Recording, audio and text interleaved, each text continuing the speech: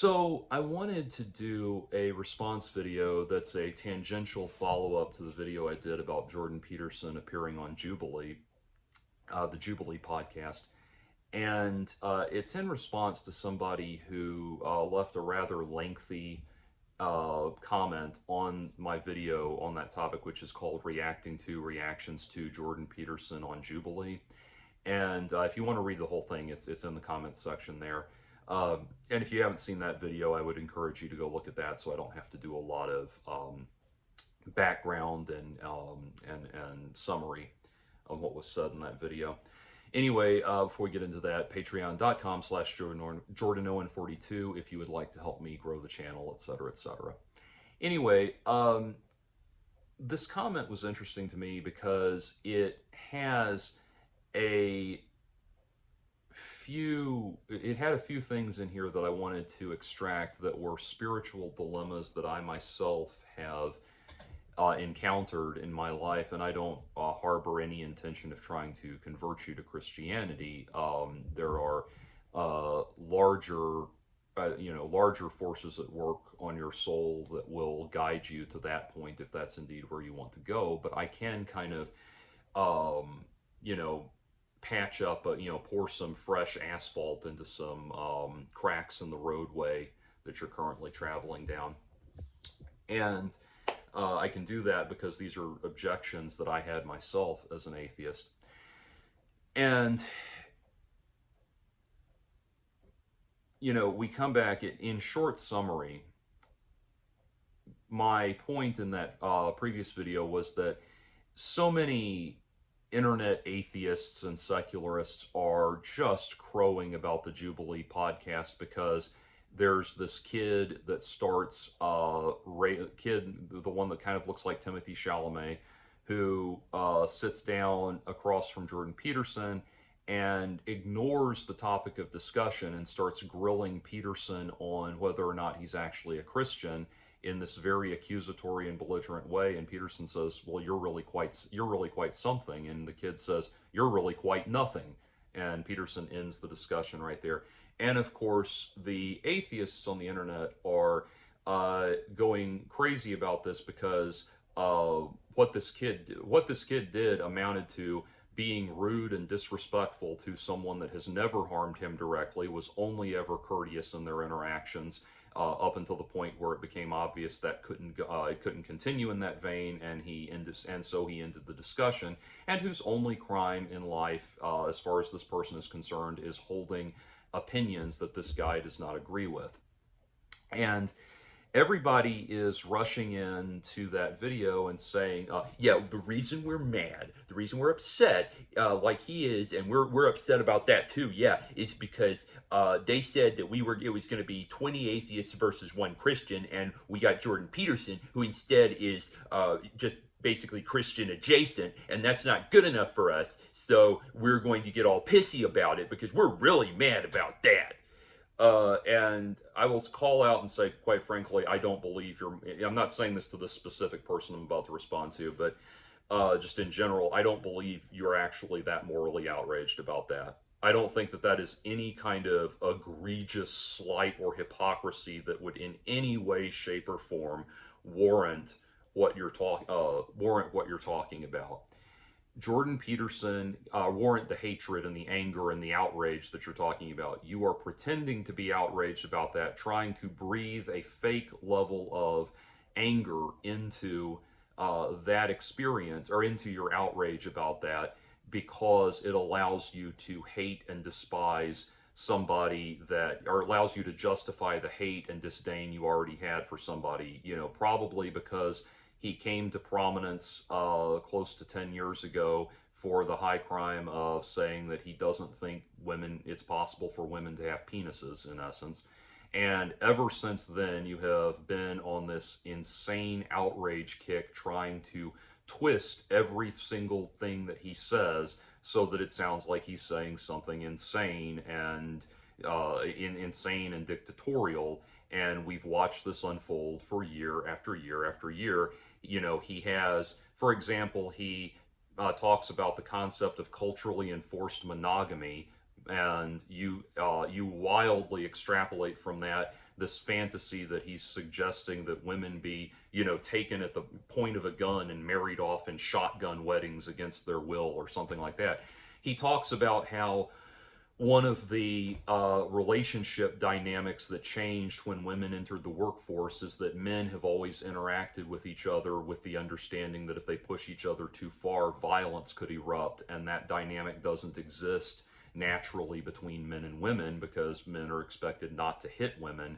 And so it redefines how people interact with each other in a professional context. And you take that and you run hog wild with that, saying, well, he's basically just saying that everything would be better if you could beat women, if you could beat women up. That's obviously it. Like, I don't know what wild carnival ride you're on where you just have to be as insanely outraged about this as possible. Just like the Kyle Kulinski guy that I referenced in my previous video, is making this ridiculous mountain out of a molehill of like, why can't Jordan Peterson just say that he's against genocide? Why can't he blah, blah, blah? Like, motherfucker, go watch his Maps of Meaning lecture. It's an entire semester-long course in avoiding nuclear annihilation. Like, it's so bizarre. And I feel so, you know, I don't agree with everything Jordan Peterson says. I'm definitely more socially liberal than he is. But I feel so sorry for the man that, like, every time he opens his mouth, this cavalcade of screaming nintas, of screaming ninnies, of braying yentas just start going hog wild with weird, ridiculous interpretations of what he's saying. You know, it's like the man could the man could walk into a delicatessen and ask them to butcher a pound or you know, prepare a pound of pork for him, and people would think he was being anti-Semitic. I mean, it's just it is so morbidly bizarre that it just defies all comprehension how you could even live like that. But I'll tell you something, I will get more to the specifics of this in a moment, but I'll tell you something, you know, I'm not going to say his name because I'm not going, and I will thank people who know who I'm talking about in my comments section not to say his name either. If you defy my will, I will block you. This is your first, last, and only warning. But since this issue is very old, I don't want to reopen old wounds. But I got into doing YouTube commentary close to about almost 20 years ago at this point. Damn, wow. Yeah, it was about 2007, so very, I think, so very much the infancy of YouTube. Arguing, as an atheist, arguing with creationists.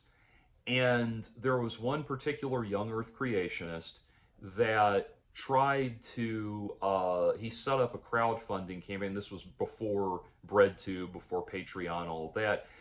He tried to set up, you know, crowdfunding support for his YouTube channel, and people started sending him money.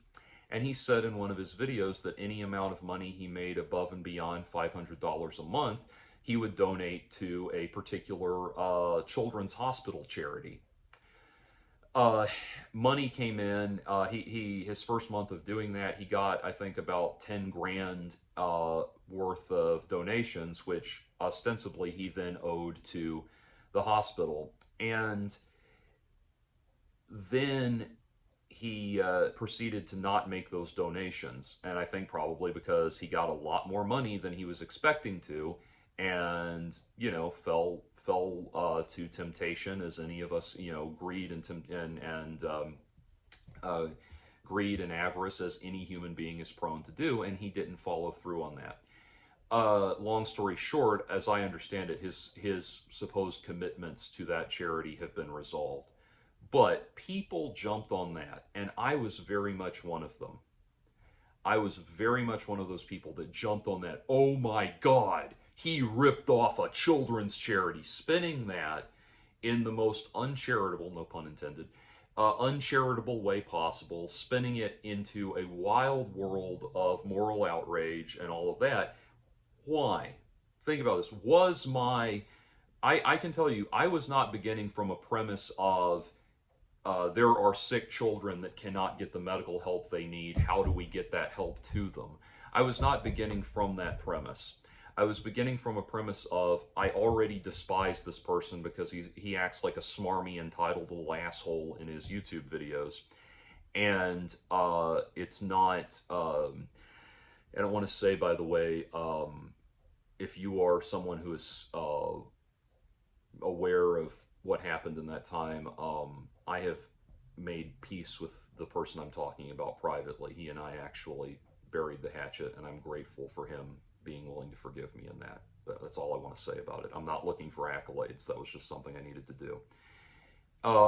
And anyway, but at the time, I hated him because I thought, again, he was acting like a smarmy little asshole in his videos, and that got under my skin. It annoyed me.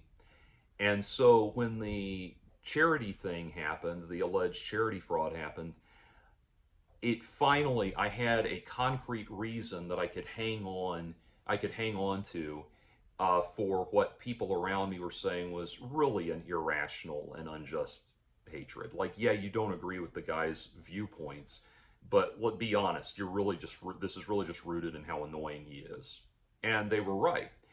And so when it comes to Jordan Peterson and the reactions I see to people having to him, where they make up go to these delusional extremes to try to find a way to be outraged. No, I don't believe you when I say that you're angry and outraged because you were promised a debate with a Christian and only got Jordan Peterson. That is a completely minute, minuscule burp in the universe of a problem or hypocrisy or difficulty. And yes, they changed the title of it, and that resolves the whole issue. But acting like this kid acting like he uncovered the Nixon Watergate scandal or something like that because he saw the emails where he was promised a Christian, and then it was Jordan Peterson, and he's not really a Christian, and all of that stuff. No, you're not really mad. You're not really mad, bro. You're looking for reasons to be pissed off at somebody who grates on your nerves. That's it. That is evidenced in the fact that Kyle Kulinski, in the video I responded to, could not talk, just on and on and on and on, endlessly doing Kermit the Frog voices, mocking Jordan Peterson just endlessly. I mean, one or two moments of making fun of his kind of quaint little Canadian voice is kind of amusing.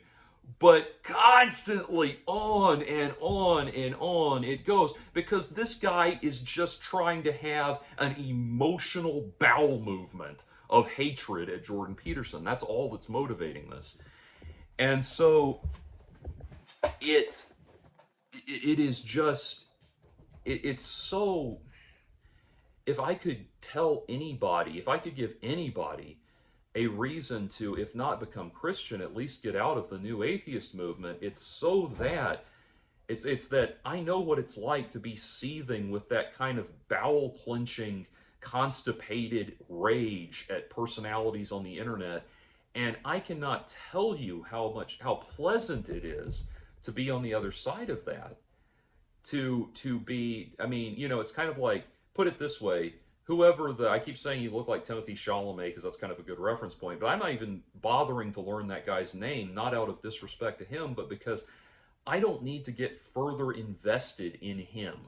I don't need to start devoting my channel to, as much as annoying as he was, and as annoying as he was, and as grating and accusatory as he was, I don't need to start devoting my channel to constant attacks and on him and tearing him down and everything. And it's just very nice to get there is so much comfort, even if you don't become a Christian, that's fine, but there is so much comfort and peace, inner peace, to be found in getting out of that mindset. And, oh my God, like, you have no idea of just like being, I think it, like I said, just knowing in your heart on a base level that you're getting way too angry about people over nonsense, and you're just blowing it way, way, way out of proportion, and then blowing it way out of proportion, just so that you can just grind that axe down to the handle. I mean, it is you get out of it, you detox from that mindset, and you look back and think, wow, man, wow, I was really torturing myself unnecessarily. I mean, just really the inner peace you can find is just it's amazing. I mean, I actually, when I do even videos that are low key, like, low key videos like this that are even mildly contentious with the people I'm talking to, um, even then I like check in with myself. Like, I'm going to go to the gym after this and put on my headphones and work out and discharge all thought of this whole video I'm making and everything and go focus on other things. And you have to be able to do that. Like, you do not want to live in that angry mindset. And I'm going to consciously tear myself away from thinking about that disrespectful little jackass that Peterson was talking to, because if I don't, I will go down I will go down that path, down that corridor of just, finding every reason in the world to disdain this person for the high crime of getting on my nerves. Anyway, so I want to bring it around now to what this person Balsanel still dreaming, is that how you say it? Is talking about when they or was getting into it. Again, it's a rather long message. So the first thing I'm going to get into, though, is that this person, in short summary, is someone that went to a lot of different Christian denominations, from everything from Quakers to the Unitarians to Catholics and Southern Baptists all across the board. And in his words, he always felt like they were bullshitting him. And so we'll get into some examples of what he's talking about in a moment. But the first thing I wanted to point to there was that you've talked about all these people you've gone to, and yet you've never gone to God. As far as you expressed here, you never went to God. You never sat down and asked God to reach out to you. And I know on its face, it sounds like circular reasoning to say, well, pray to the God you don't believe in, so that you can start so that he can make you start believing in him, uh, and that sort of thing. Like, it's just a closed loop of illogic. I get that on its face, but the thing is, it's not. The reason it seems like a closed loop of logic is because, like I said in my previous video, so many people come to Christianity not like it's a legitimate basis for spiritual evolution and personal growth, but rather like it's a badly written contract that they're trying to get out of. And as I said before, if you come to it with that mindset, then yeah, you're going to find plenty of loopholes that you can get out of, and that's, yeah, absolutely. But if you are coming to it wanting something from it in the first place, I think you will find that there's plenty there is plenty there to draw on. Lee Strobel, who I don't agree with on everything, but had one very good point, and I mentioned this before in the last video, which is, if you don't want to believe, if you want to believe, there's more than enough evidence. If you don't want to believe, there will never be enough evidence. And again, that is echoing something that Kierkegaard pointed out, that all religious faith involves a leap of faith, a willingness to embrace essentially a willingness to embrace the irrational on ostensibly rational concerns or premises. So,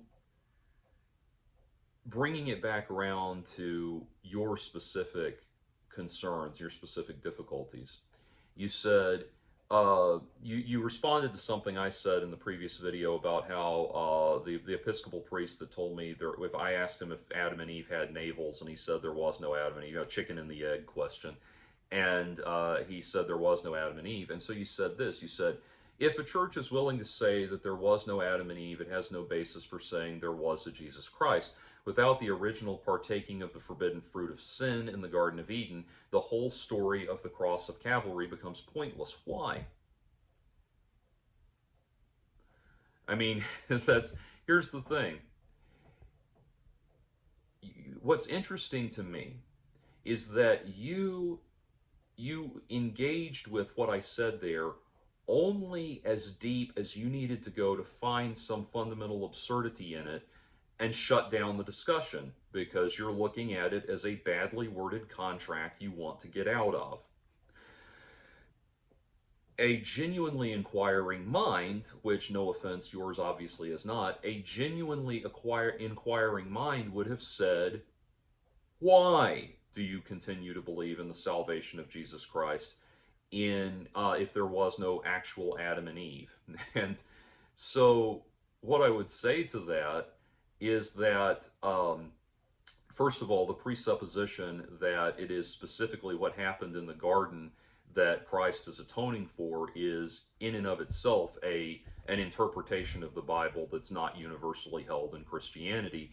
And you sitting here declaring to me what it is Christians believe, rather than trying to inquire and get more perspective, is, I think, fairly short-sighted and hypocritical on your part. But to answer that, assuming you had asked me why then is Christ's sacrifice significant if the Garden of Eden didn't actually happen? My answer would be that that story of the Garden of Eden is a metaphor, a mythological, a myth, just like other creation myths. It is a mythological metaphor explaining to us the fundamentally detached nature that we have from God. It is a metaphor for people who are trying to understand this incredible place that human beings find themselves in, where they know they're superior to the base level animals and the base level biological functions of the world that just function off of instinct. They have a concept of something higher than themselves, of a higher truth, higher capacity for morality and systems of living and systems of thought. But as they try to codify what those things are, they are thrown into a world of chaos and confusion and hypocrisy. And why can we not tie up all of these loose ends that form a bridge between ourselves and ourselves, and as we exist now in this higher thing we feel ourselves yearning to aspire to? That is the metaphor that's supposed to get across, and that's why, you know, I used to point out to people, like so many, that, it says in the Bible that as soon as Adam and Eve had a child, it was banished to another town, or that Adam and Eve's child was banished to another town, and so, oh yeah, so where did that other town come from if they were the first people on Earth? Blah blah blah blah blah. I get that it doesn't. I get that it's not well thought out in that regard. That if Ryan George was doing a Screen Rant pitch meeting sketch about the book of Genesis, he would have plenty of material to work with. I get it.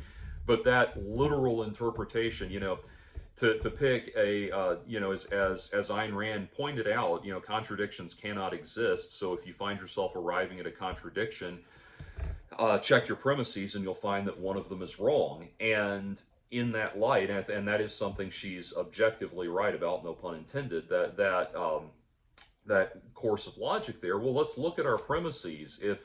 And the most likely, Occam's razor would indicate the most likely, easiest resolution to this is that it is just written as metaphor and analogy, and meant to, it's a fable meant to convey meaning to us, not in a literal context. But what you can't deny is, if you are to evaluate humanity through a Christian rubric, what you cannot deny is that we are very much cut off from God and the ways and the higher supreme enlightenment of God. I'm writing right now. I'm writing a review for my JO42 reviews segments of Scorn, which I just finished. And my analysis of the story is, if you've played Scorn, you know what I'm talking about. My analysis of the story is the bleakness of finding yourself in a world where you are dropped into this world with no explanation, and you are searching for meaning throughout the entire course of your play experience, only to find out that all you really get to do is, spoiler alert, pass on your genetic information and then drop dead. And if that's not a metaphor for the nihilism of a purely secular life, I don't know what is. I mean, and it's genius game making on the part of Scorn by using the denial of a backstory or world building as a way to convey that nihilism and that isolation, that sense of isolation.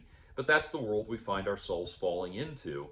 And it is a world where we yearn to treat people well and be compassionate and helpful, but at the same time find ourselves dealing with a world that is brutal and savage and warlike and conniving and traitorous and all of this. And so when we embrace Jesus Christ, it is Christ serves as kind of the transitional, the missing link between us and God, between us and our godly nature. C.S. Lewis, who you put down in your commentary, C.S. Lewis has this great quote where he said, "If Shakespeare and Hamlet were to meet, it would have to be Shakespeare's doing, because he could write himself into the play." And so, from Shakespeare's standpoint, the self that he's writing into the play is not himself. It's a representation of himself, but it's there to impart those values. It's there to impart an understanding of himself to Hamlet, who is also his creation. And that kind of becomes it's literally an analogy for what Jesus Christ's relationship is to us. It's God writing himself into our narrative. So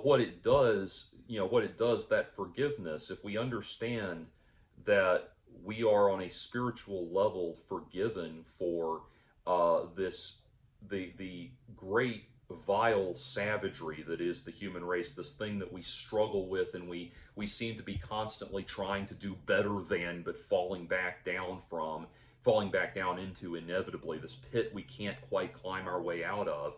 If we understand that fundamentally, by understanding the narrative of Jesus, we are able to understand fundamentally that God comprehends that we are struggling to get out of this pit, climb out of this pit, and we're constantly getting to the edge of it and falling back out. And what he's trying to convey to us is your nature as human beings will not allow you to climb out of that pit, but you can do everything in your power to stay as close to the top of the pit as possible. And if you're doing that, I'm here for you for as long as you have to be in that pit. I'm here to help you stay up here at the top. And even if the constraints of this life prevent you from being pulled out of the pit for now, I'm holding your hand until such time as it becomes possible to pull you out of that pit. That is why we continue to hold on to the significance of Jesus Christ, even if Adam and Eve never existed, because it's a metaphor. And if you're willing to appreciate it as being willing to appreciate that as a metaphor, I think takes a much greater leap of faith than trying to convince yourself that it actually happened. Anyway, so that's getting to a specific point. But that's to give you an idea. And if you had asked me why, I could have answered that for you as I just did, but you didn't ask me why. You didn't ask me why with an open mind. You slammed the door shut as hard as you possibly could, and hammered boards across it as fast as you could. And I want to venture the idea. I don't know what's in your heart, but I want to venture the idea that the reason you did that is because you're more afraid of what you might find on the other side of that door than you are professing a sincerely grounded place of spiritual, philosophical, and social enlightenment, if you will. because again, if your premise, if you were unafraid of what's on the other side of the door, you would have no fear about walking through the door. To look at, for example, a to use a widely debunked modern day cult as an example, like I can listen to everything Scientology has to say, and I am not afraid to explore and dissect their ideas, because the ideas fall apart on them. The ideas fall apart on their own. I don't have to do a "oh, so what you're saying" reframe of the art. I don't have to do an "oh, so what you're saying" reframe of the argument and slam the door shut before logical ideas can be explored. Their ideas just aren't any good. And if you look into Scientology, the ideas fall apart on their own without doing that slamming of the door. All right. Anyway, so I don't want to get off on talking about Scientology here, but anyway, then you go on to I'll read this passage directly. He said, "The reason I quit believing in such stories was all the contradictions in the Bible, which was pitched to me as a perfect divine book." Okay, so who pitched that to you? Human beings. Someone within the human realm pitched that to you as being a perfect and divine book. I'm pitching it to you now in line with the Christian faith, which is that the Bible is an evolving story of people coming to understand. This is actually something the priest at my church said recently. The Bible is an ongoing story of people coming to understand where God lives. There are hundreds and hundreds and hundreds of years of human development, if not a couple thousand, that are covered in the course of the Bible and human philosophical development. And yes, it goes from people who believe that God is the thunder and lightning in the clouds to people who believe that maybe there is a deeper understanding of this concept of a larger universe that we have to contend with. It is a document of people evolving in their understanding of God. Read in that light, which is the light my church reads it in, the light that makes sense to me, it starts to make more sense. And you start to say, when it gets to that point, you start to realize how shallow and vexatious it is for people to come up and say, okay, so the Bible says that no one can talk to God or touch God and live, and then there's people who talk to God and touch God and do live, and so that's a contradiction. Checkmate, Christians. Meh. That kind of thing. And as much as I express irritation with how people act at that point, I don't want to sound like I'm trying to kick you out of the club or anything. You may be grating on my nerves, but I still want for you to do better, and I'm not holding out deeper disdain for you. I'm just getting my own feelings out. But what you come off like at that point is, you sound like is the first kid in class. I mentioned this before. What you sound like is the first kid in class to figure out that there is no Santa Claus. Like, wow, how brilliantly insightful of you to have at some point stopped and thought, well, how does he get down all those chimneys in one night?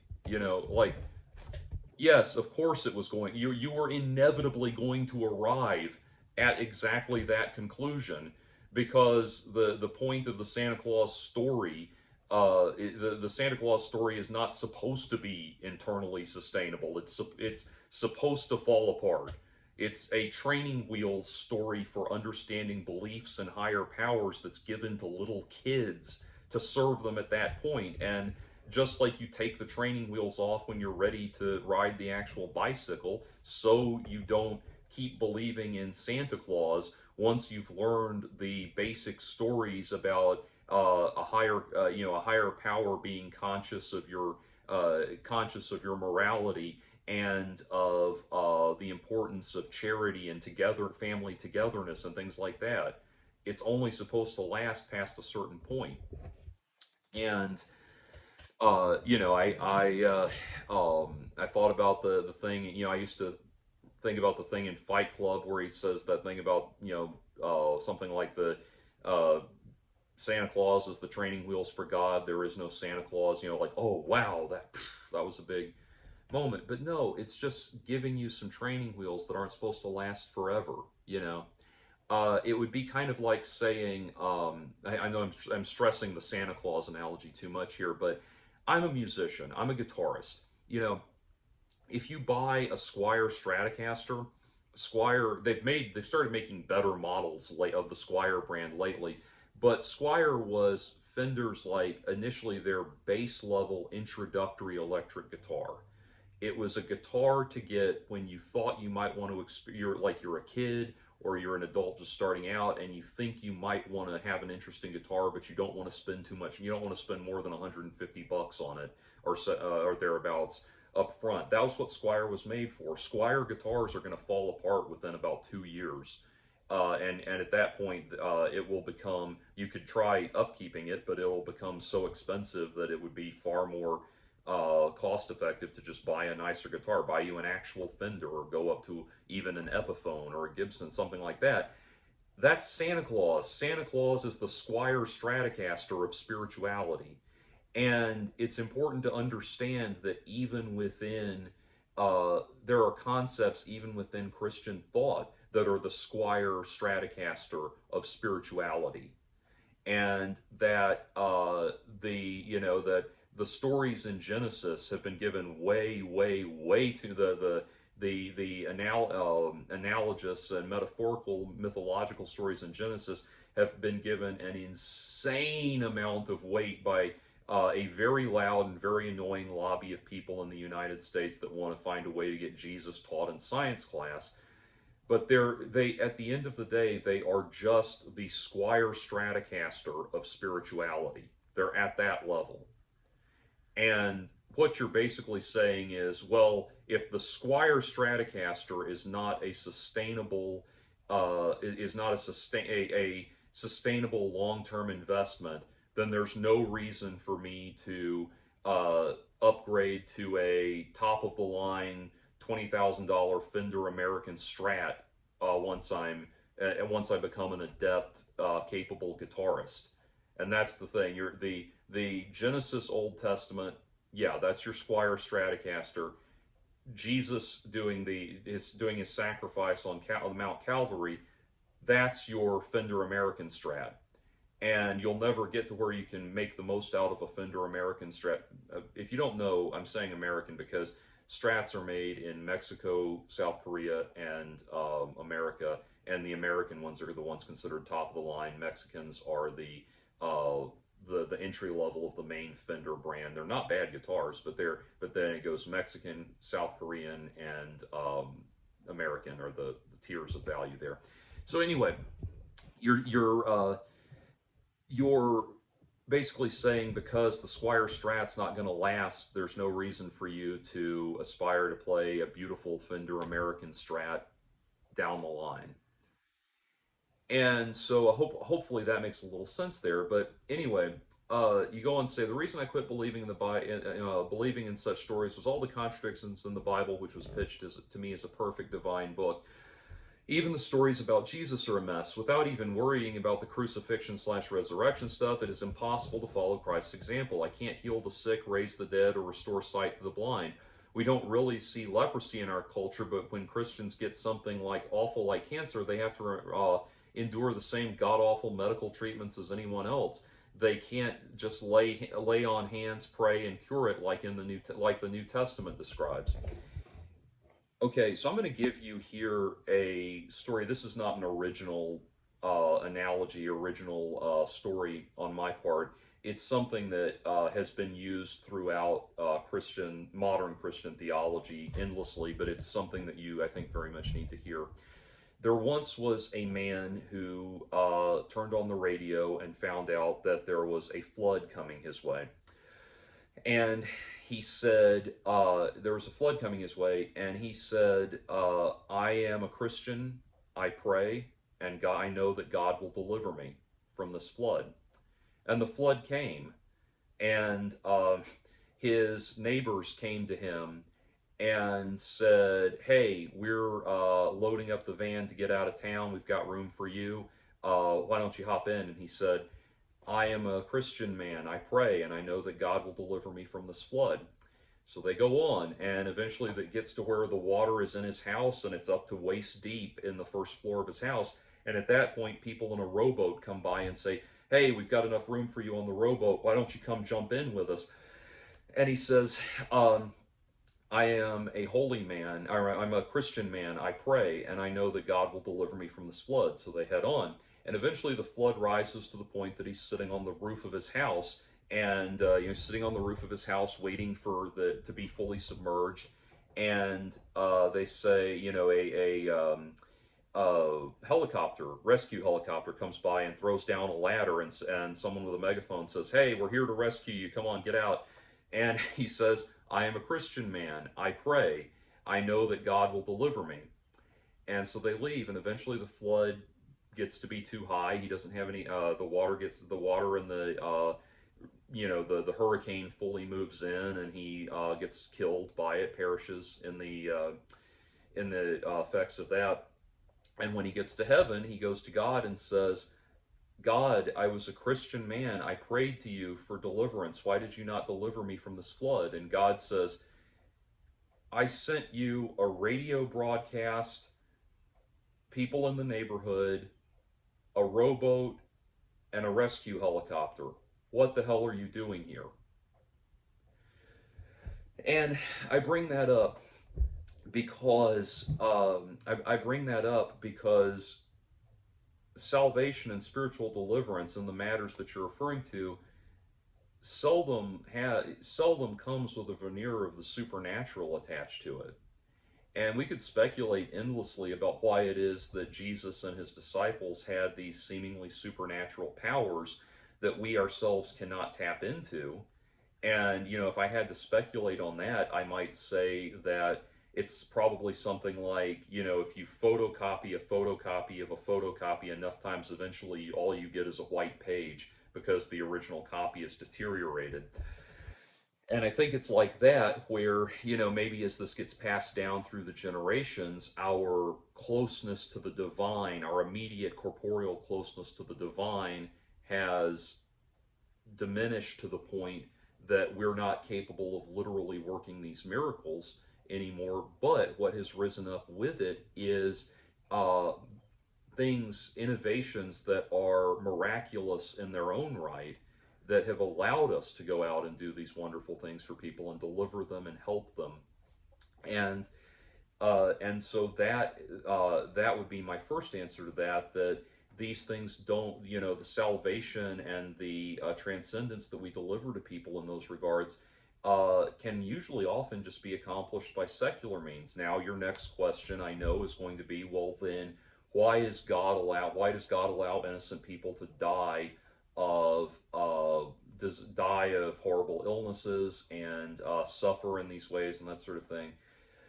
And without going too far afield, because I'm coming up on 45 minutes, that is one of the longest standing questions in Christianity.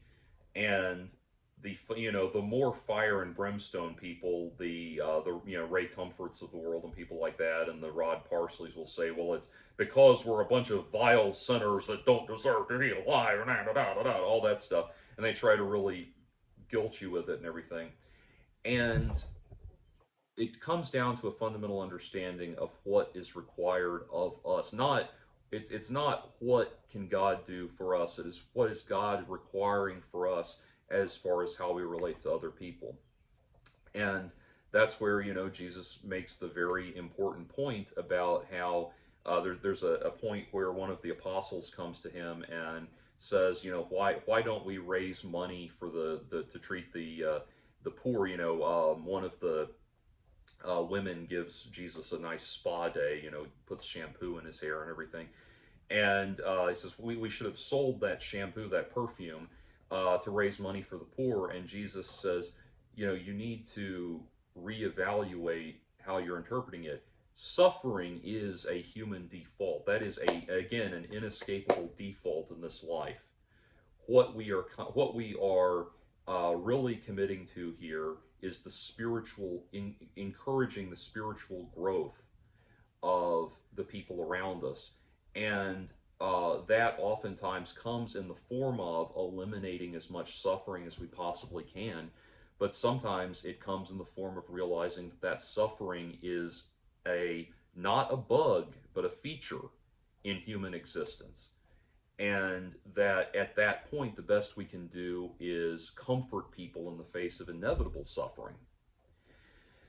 And so that kind of speaks to that, but then that should speak to that. But then this final thing you said, and if people even followed the Sermon on the Mount fully, the results would be absurd and destructive. A kid reading that would think that if someone asked him for his lunch food, he had to give it up, or that if somebody was slamming him up against his lockers, he couldn't fight back because of a moral and spiritual obligation.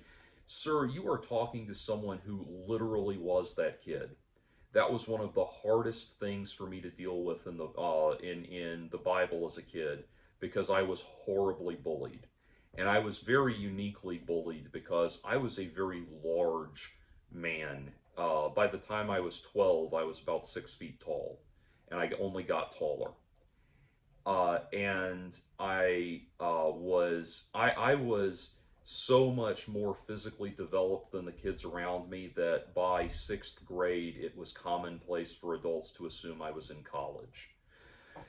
And I was bullied by kids who were smaller than me, weaker than me.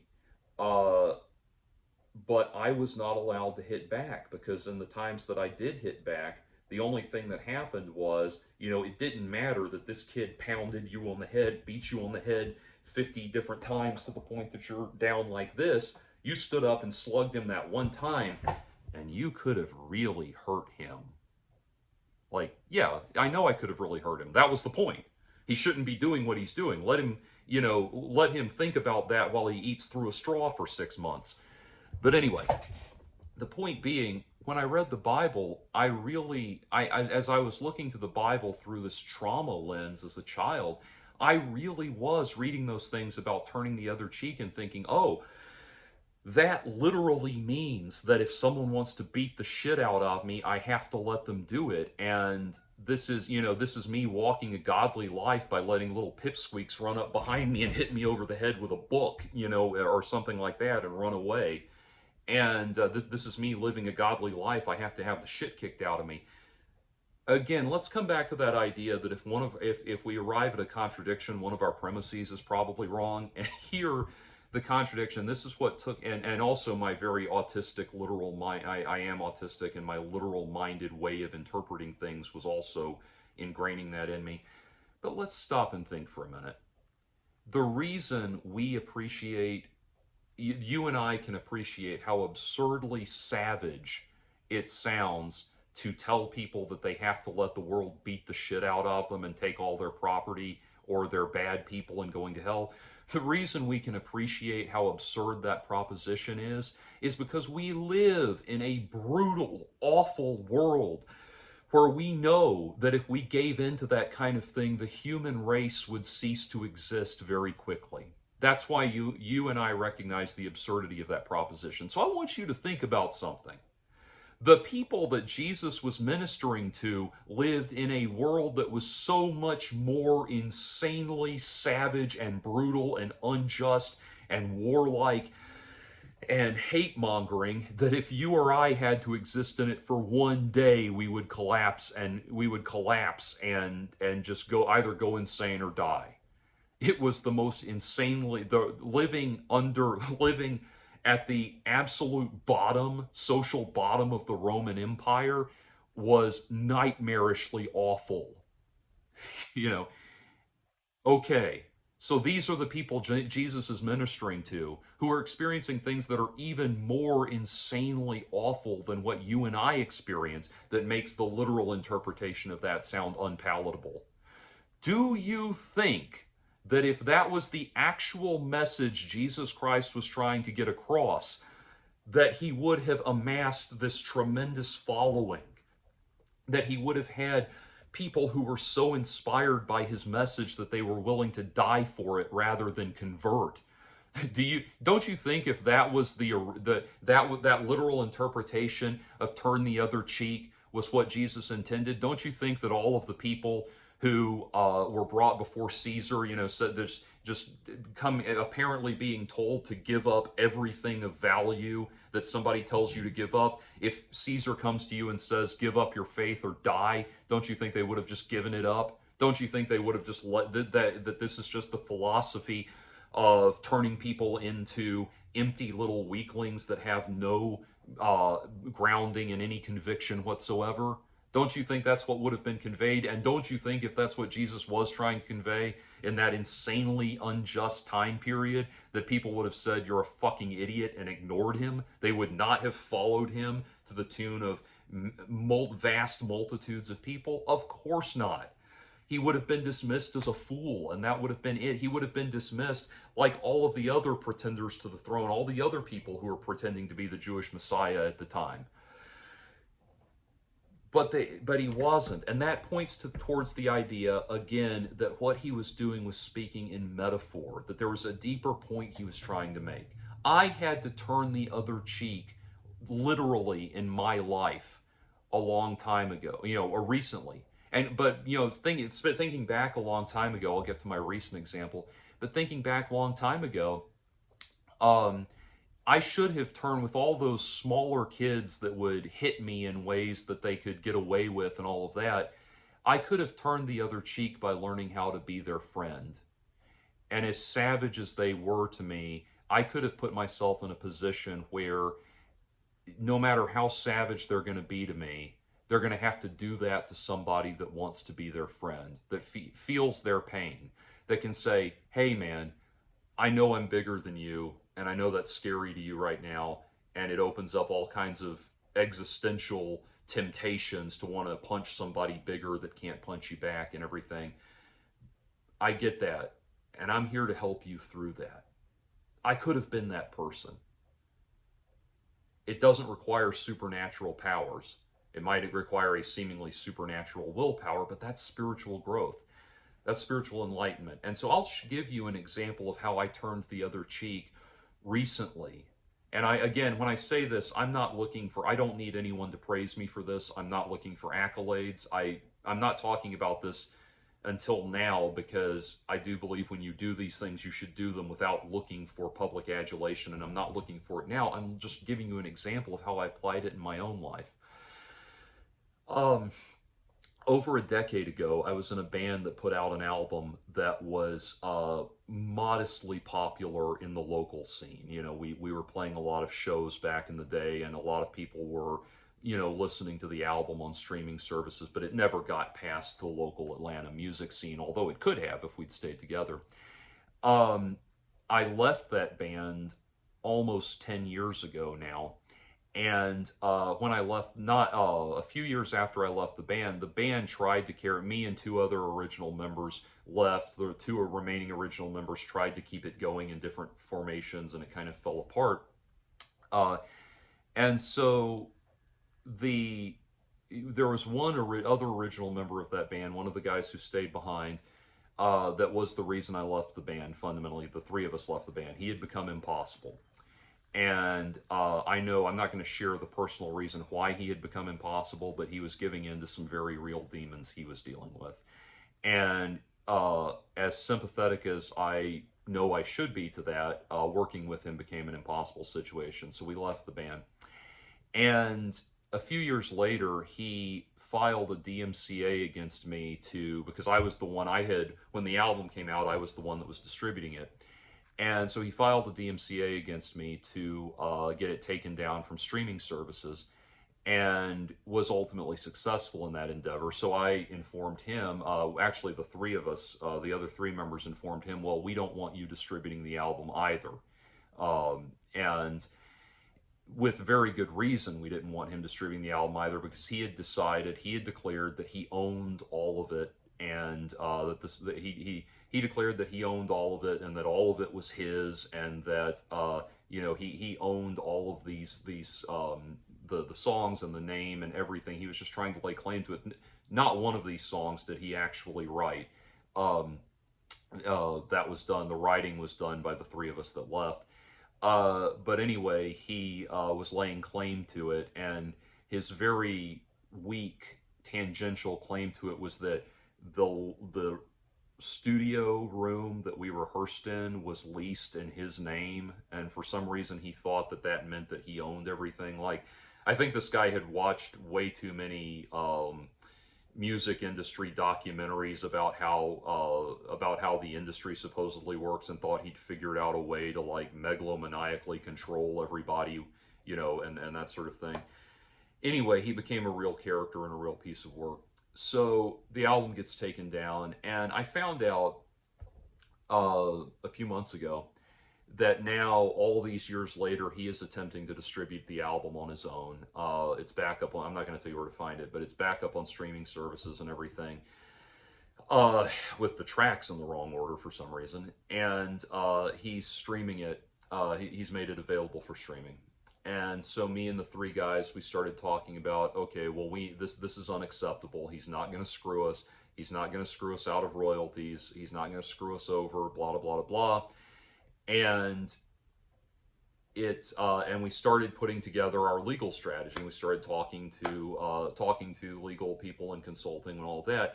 And the more and more we went down that road, the more I felt a spiritual truth, a spiritual awareness within me growing. And it's that force inside of you. You know, God, I think, frequently speaks to us by impressing upon us the rationality of the rationality and the appropriateness and the higher moral ground contained in going the direction our base instincts are fighting us, are telling us to go. And, you know, the devil, if you want to call me that, if you want to call it that, if you want to call it that, the devil was essentially telling me, go destroy this guy, tear him apart, fuck him over like he fucked you over, how dare he do this to you, etc., all of that. And the higher, and what was happening to me internally was I was getting angrier and more pissed off, and you know, just like ready, I am so ready to just fucking destroy this guy in court. I've got everything I need to do it and all of that. And the calmer, higher, dare I say, angelic voice within me was saying, wait a minute. Wait a minute. This album is over 10 years old. You have seen the balance sheets for the money that was coming in on this album. Barely any money came in for this album when it was new and popular in the local scene. Zero money has come in for this album in almost a decade. The band, it doesn't even exist anymore, really. It doesn't even perform. It's not performed in, you know, in so many years. They have not put out new music in God knows how long. The only way this band really exists is that this one member is saying, is too incredulous to admit that it's over. And you know that he is now a very sad, empty, late middle-aged man without a lot of happy things in his life. Let him hold on to this. Let him own this. It's just a few songs you wrote over, you know, almost 14 years ago. Some of these songs were written. 13, 14 years ago, some of these songs were written. It's not been a part of your life for a long time. You're not, you have your own things that are yours that you can be proud of. It's not been a part of your life for a long time, and you have so many more blessings in your life than this guy does. Just let him hold on to this little piece of his soul, even if he needs to be empty and small and mean-spirited about how he's doing it. And I realized that was the right thing to do. And that's turning the other cheek. That's doing right by those who persecute you. That is what is meant when it that is meant when somebody the saying when he says strike, if someone strikes you and takes your coat, give him your shirt too, give him the shirt off your back too, and all of that. That's what's meant by that. Do right by the people that persecute you. Now I lay before you, sir, which one of these things do you think is most likely correct? If we entertain the idea that this was a moral mandate handed down by the supreme enlightened being of this universe, what do you think his intentions were? To convey something like that can allow me to let go, someone like me to let go of the hate and resentment in his heart and move on and realize that it's better to swallow my pride and move on? Do you think he was trying to get that point across? Or do you think he was trying to convey something that was so nihilistically imbecilic that it would obviously terminate the human race the nanosecond we actually started practicing it? And that's what I'm talking about, sir. That's what I'm talking about. All you're doing is trying to slam the door as hard as you can and nail it shut before you have to start to think about the deeper implications of this.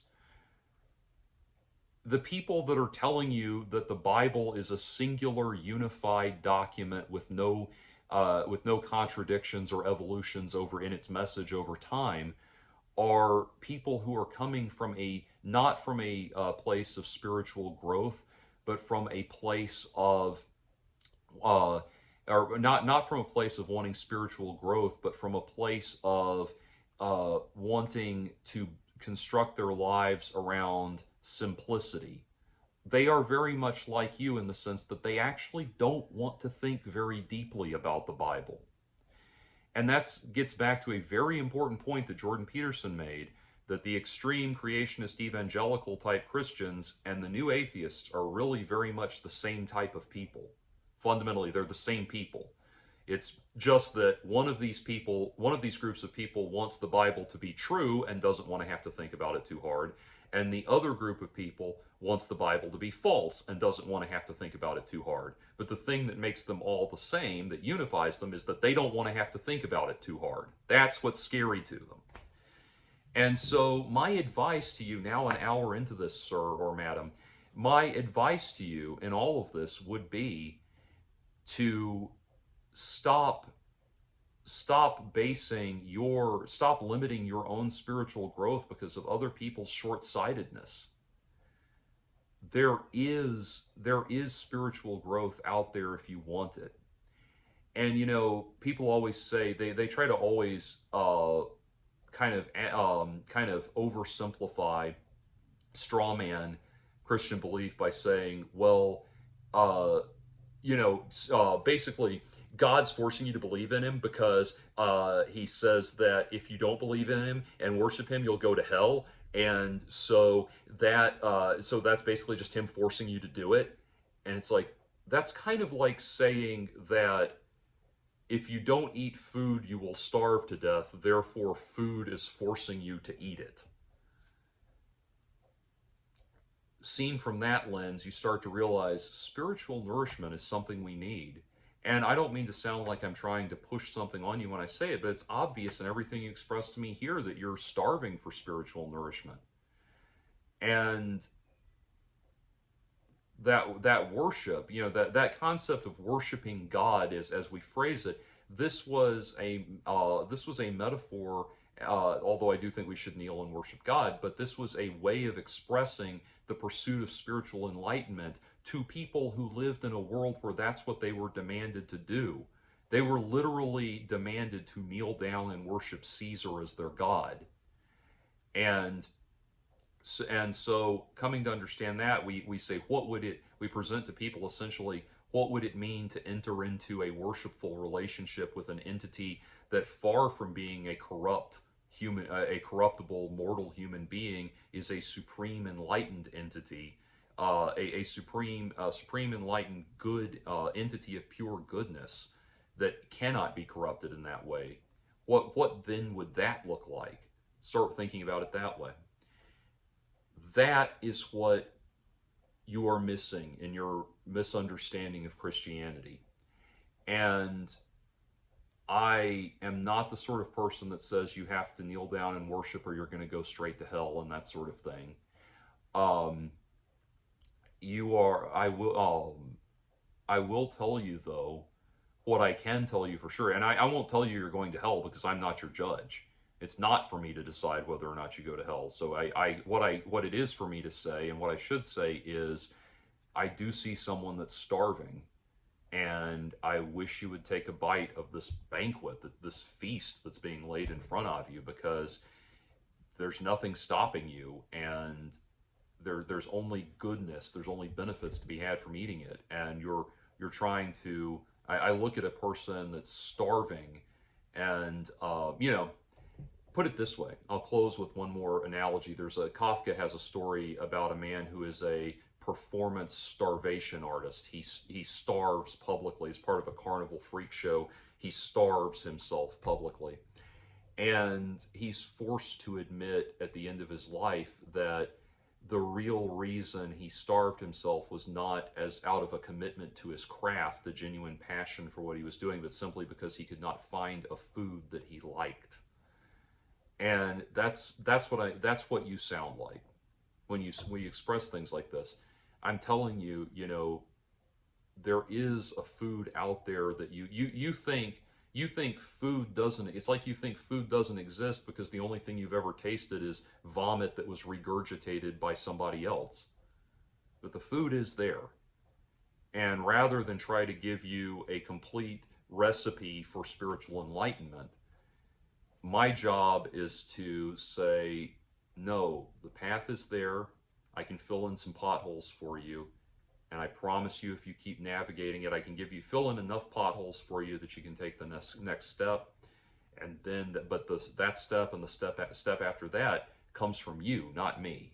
So maybe I filled in a few potholes for you. And if I did, then, you can take that next step if you want.